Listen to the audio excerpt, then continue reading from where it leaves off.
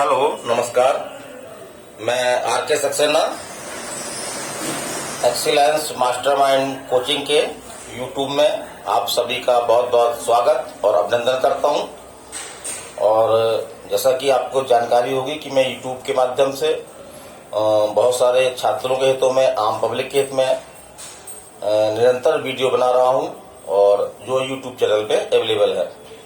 तो चलिए आज हम देखते हैं कि हमारा आज का सब्जेक्ट क्या है। तो आज का हमारा बहुत महत्वपूर्ण सब्जेक्ट है, वो है कि हम किस तरह से अपने शरीर की या किसी भी अन्य व्यक्ति के शरीर की या अपने संपत्ति की या किसी अन्य व्यक्ति के संपत्ति की, चाहे वो चल हो या अचल हो, तो उसकी हम रक्षा कर सकते हैं।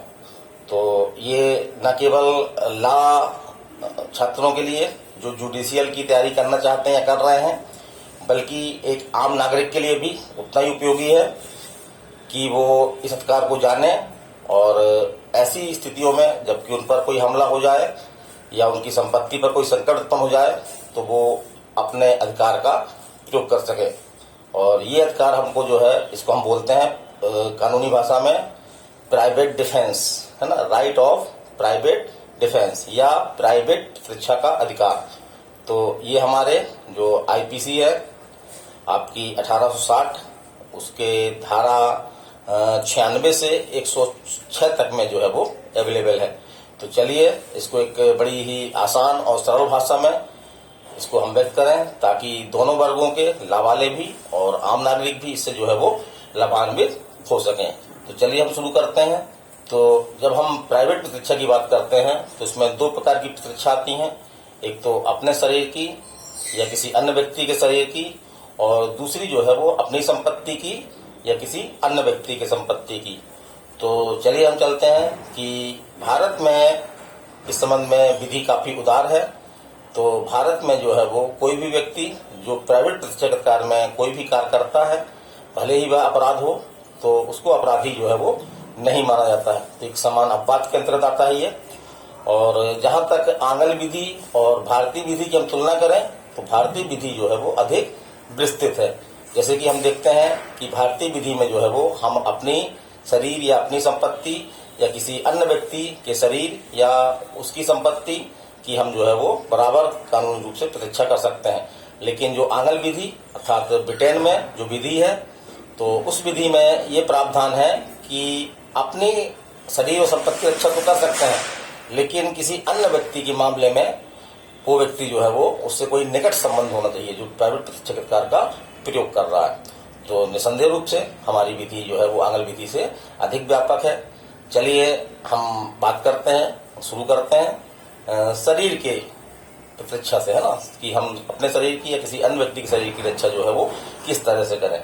तो हम चलते हैं तो हम मुख्य रूप से देखते हैं आपका धारा 100 और 101, यहाँ पे काफी स्पष्ट विधि दी गई है।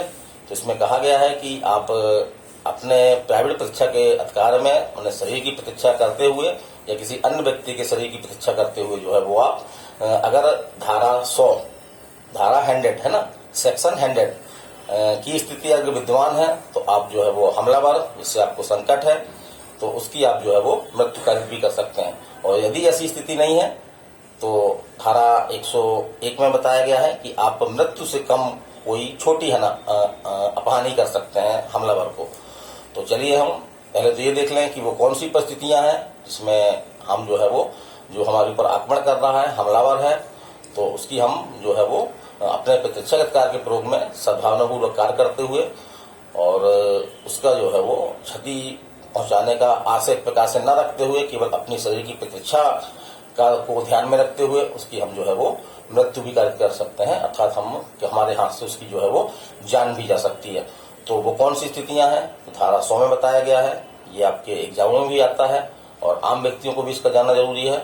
तो ऐसा हमला जिससे युक्तियुक्त रूप से जिस पर हमला हो रहा है उसके मन में ये आशंका कारित हो जाए कि इसका परिणाम जो है वो क्या हो सकता है, मृत्यु हो सकता है, घोर उपहति हो सकता है, या बलात्संग, इसको अपन रेप बोलते हैं या बलात्कार बोलते हैं सरल भाषा में। तो अगर बलात्कार के आशय से हमला किया गया है या ऐसा हमला है जो प्रकृति के विरुद्ध अपराध है, प्रकृति के विरुद्ध अपराध है। तो ऐसे अपराध जो कि नेचुरल जो सेक्स होता है, नेचुरल सेक्स ना होकर के अननेचुरल सेक्स के आशय से हमला किया जाए।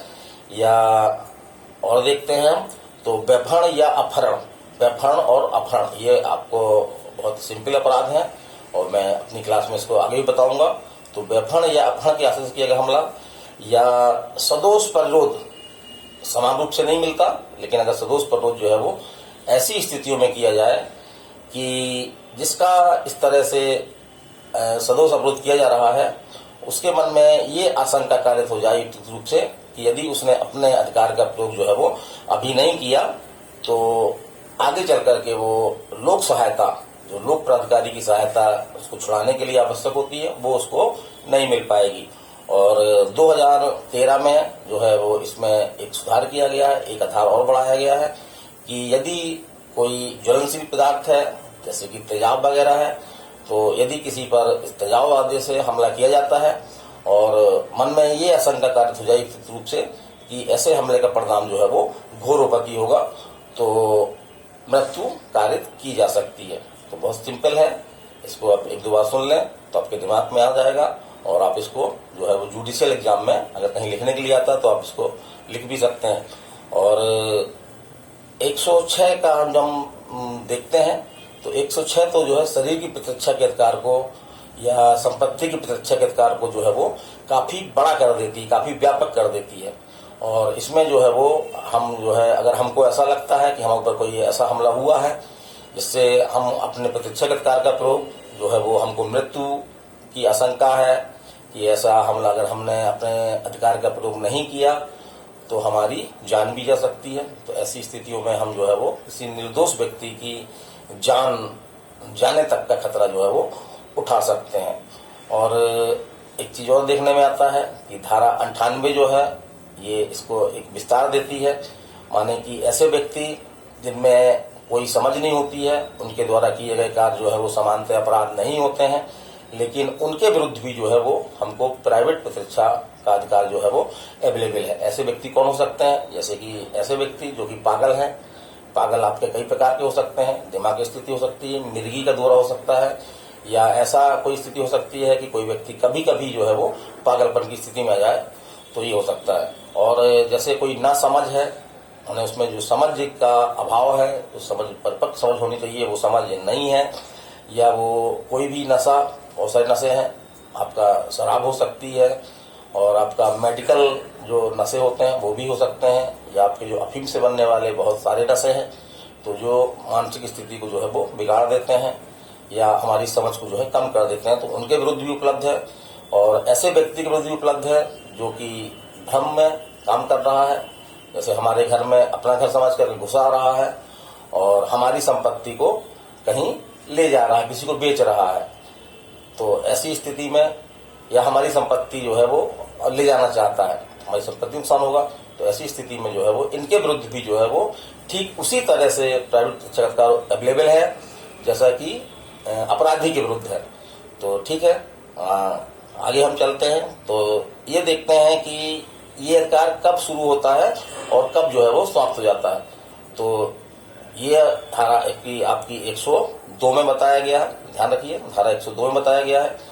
तो जैसे ही हमला होता है और शरीर का संकट जो है वो युक्त संकट, आपको आशंका कारित हो जाती है कि शरीर को संकट उत्पन्न हो गया है, तो ये जो है वो आपका अधिकार जो है वो प्रारंभ हो जाता है। और जैसे ही ये आशंका जो है वो समाप्त होने लगती है, जब तक आशंका बनी रहती है तब तक आपका अधिकार बना रहता है, और आशंका समाप्त हो जाने पर ये अधिकार जो है आपका समाप्त हो जाता है। तो ठीक है, ये हमने आपका शरीर की प्रतिरक्षा के बारे में बताया। अब हमने दूसरा प्रकार के बारे में बताना चाह रहे हैं। दूसरा प्रकार है शरीर की प्रतिरक्षा का अधिकार, है ना। तो शरीर की प्रतिरक्षा का अधिकार भी संपत्ति के प्रतिरक्षा अधिकार जैसा ही है, वो आपका संपत्ति की प्रतिरक्षा का अधिकार शरीर की प्रतिरक्षा के अधिकार के जैसा ही है। इसमें हम अपनी संपत्ति की रक्षा कर सकते हैं, या अपने कोई दोस्त हैं, फ्रेंड हैं, इनकी संपत्ति की रक्षा कर सकते हैं, हमको कोई रोक नहीं। या हम किसी अजनबी व्यक्ति की संपत्ति की भी रक्षा में जो है वो अपने इस अधिकार का प्रयोग कर सकते हैं। तो चलिए हम देखते हैं इसमें। तो इसमें मुख्य जो रूप से जो है धारा 103 और 104 में जो मुख्य बातें कही हैं, पहले हम उनका बताना चाहेंगे। तो धारा 103 में वो स्थितियां बताई गई हैं कि जबकि आप संपत्ति की प्रतिरक्षा में जो है वो किसी की जान जाने का जोखिम भी उठा सकते हैं।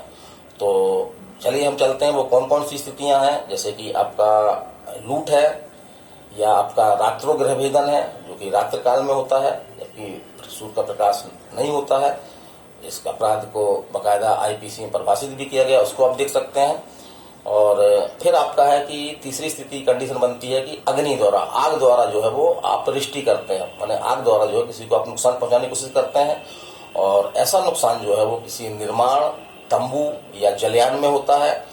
और इन स्थानों का उपयोग जो है वो मानव के रहने के लिए है या अपनी संपत्ति को सुरक्षित रखने के लिए है। तो ऐसी स्थितियों में भी जो है वो हमलावर की मृत्यु की जा सकती है। और हम आगे देखते हैं तो आगे जो चौथी स्थिति मिलती है तो उसमें कहा गया है कि चोरी, रिष्टि या आपका जो है वो गृहत्याचार, जिसमें आपको जो ऐसी परिस्थितियों में हो रहा है जिससे आपको लग रहा है कि इसका अगर हमने नहीं रोका इसको तो इसका युक्तियुक्त परिणाम जो है वो मृत्यु या घोरोपति हो सकता है। तो ऐसी स्थितियों में आप जो है वो एक हमलावर की न चाहते हुए भी जो है मृत्यु कर सकते हैं, उसको जान से मार सकते हैं। तो चलिए और आगे चलते हैं हम। तो धारा 98 में हम थोड़ा चर्चा करेंगे। तो धारा 98 जैसे हमने पिछले बार चर्चा की थी, इसमें कि क्या है कि ऐसे व्यक्ति से पागल हैं, मत्त हैं या नशे में है, तो ऐसे व्यक्ति के विरुद्ध भी प्रतिरक्षा अधिकार अवेलेबल है। तो ये बात संपत्ति के अधिकार में भी लागू होती है, इन व्यक्तियों के विरुद्ध संपत्ति के अधिकार का प्रयोग हम कर सकते हैं, वो कोई गैर कानूनी नहीं होगा। और जहां तक संपत्ति के अधिकार कब प्रारंभ होता है, कब बना रहता है, तो इसके बारे में हमारी जो विधि बहुत स्पष्ट है। ये धारा सेक्शन 105 में काफी डिटेल से बताया गया है। तो जैसे ही हमको अपनी या किसी अन्य व्यक्ति के संपत्ति के खतरे की युक्तियुक्त आशंका जो है कारित होने लगती है, तो वैसे ही हमारा ये अधिकार शुरू हो जाता है। और समान रूप से अगर हम देखें इस धारा का विश्लेषण करें तो इसमें मोटे रूप से ही कहा गया है कि जब तक इस तरह की आशंका बनी रहती है, अर्थात जब तक कि इस तरह का अपराध होता रहता है तो ये अधिकार बना रहता है। जैसे ही अपराधी पहुंच से बाहर चला जाता है तो ये अधिकार जो है वो समाप्त हो जाता है। तो चलिए हम और देखते हैं प्राइवेट, जिस तरह से हम देखते हैं कि कोई भी अधिकार जो है वो असीमित और अमर्यादित नहीं हो सकता है, क्योंकि अगर इस तरह से कर दिया जाएगा तो इसका व्यापक स्तर पे जो है वो दुरुपयोग होने लगेगा। तो धारा 99 जो बहुत इम्पोर्टेंट है, जो शरीर और संपत्ति दोनों की प्रतिरक्षा के अधिकार पर जो है वो कुछ मर्यादाएं निरूपित करती है। तो वो देख लें कौन कौन सी मर्यादा है। तो पहली स्थिति तो ऐसी हो सकती है कि कोई लोक सेवक या लोक सेवक की सहायता करने वाला कोई अन्य कर्मचारी या व्यक्ति भी हो सकता है, आम व्यक्ति भी हो सकता है, यदि वो अपने सद्भावना पूर्वक काम कर रहा है और यह समझकर कि जो भी वो कर रहा है वो उसके पद के कर्तव्य के नाते आते हैं, उसके माने उसका पदी कर्तव्य है, भले ही ऐसा कार्य जो है वो विधि के विरुद्ध हो। तो ऐसी स्थिति में यदि अवेलेबल नहीं है लेकिन अवेलेबल हो जाती है, यदि जिसके जो प्रतिरक्षा के अधिकार का प्रयोग कर रहा है और वो ये पाता है, उसको समझ में आ रहा है कि ये कानून से बाहर जाके काम कर रहा है ये व्यक्ति सद्भावनापूर्वक, लेकिन उसको एक स्थिति बन रही है कि अगर उसको मृत्यु या घोर उपहत्या की आशंका कारित हो रही है कि अगर हमने इस शासकीय कर्मचारी को या उसके निर्देश में कार्य करने वाले व्यक्ति को अगर हमने नहीं रोका तो इसका परिणाम क्या होगा, हमारी मौत हो सकती है या हमको कोई ऐसी चोट पहुंच सकती है जो घोर उपहत्या की श्रेणी में आ सकती है। तो वहां पे एक स्थिति तो हो गई। दूसरी स्थिति हम देखते हैं तो दूसरी स्थिति है लोक प्राधिकारी की सहायता। तो ये प्राइवेट प्रतिरक्षा के अधिकार का कॉन्सेप्ट भी यही है कि जब हमको कहीं से सहायता अवेलेबल ना हो तो हम किसी सहायता का इंतजार न करें, हम एक कायर जैसा व्यवहार न करें, बल्कि हम कदम दर कदम बढ़ते हुए जो है वो अपने संपत्ति की, अपने शरीर की, अन्य व्यक्ति के संपत्ति की, अन्य व्यक्ति के शरीर की जो है वो बड़े जोरदार ढंग से रक्षा करें। तो यदि प्राइवेट आपका जो है सहायता अवेलेबल है, जैसे लोक प्राधिकारी हैं, समानता इसमें आपका पुलिस आती है, तो जैसे अगर कोई अपराध हो रहा है और ऐसी कंडीशन में आ रहा है कि आपको प्राइवेट प्रत्यक्षाधिकार का प्रयोग कर सकते हैं, लेकिन आप नहीं कर सकते हैं यदि आपके पास इतना समय है कि आप जो है वो लोक प्राधिकारी की सहायता ले सकते हैं। और अंतिम में देखें तो अंतिम में एक मर्यादा और है, वो ये कहा गया है कि हम प्राइवेट प्रत्यक्षाधिकार का प्रयोग में जो भी हम हानि पहुंचाएं वो एक अमर्यादित नहीं होनी चाहिए, माने जितना आवश्यक है उतनी ही हम जो है अपहानि करें, आवश्यकता से अधिक अपहानि न करें। तो एक सिद्धांत है, आवश्यकता का सिद्धांत है ये। और इस पे जो हमारे सुप्रीम कोर्ट का एक महत्वपूर्ण निर्णय भी है कि जो संतुलन है कि कितनी हानि पहुंचाई जा सकती है हमलावर को और कितनी आवश्यकता है, तो वो उन्होंने कहा कि ये कोई मामला, जैसे हम बता दें आपको, मामला बहुत फेमस मामला है, देव नारायण का मामला है।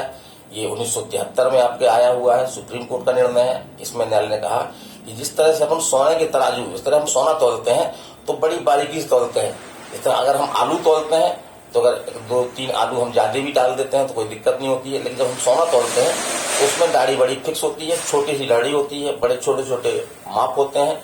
तो सोने के तराजू में इस चीज को हम नहीं तोल सकते कि कितनी आवश्यकता थी, कितनी प्रतीक्षा की गई।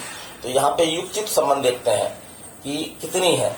और इसमें एक कहावत भी है कि अगर कोई हमारे घर में मूली चुराने आया हो तो उसको हम जो है वो तलवार से ना मारें, तलवार से अपनी प्रतीक्षा ना करें कि हमारी मूली बचाना है, हम उस पर तलवार से हमला कर दें।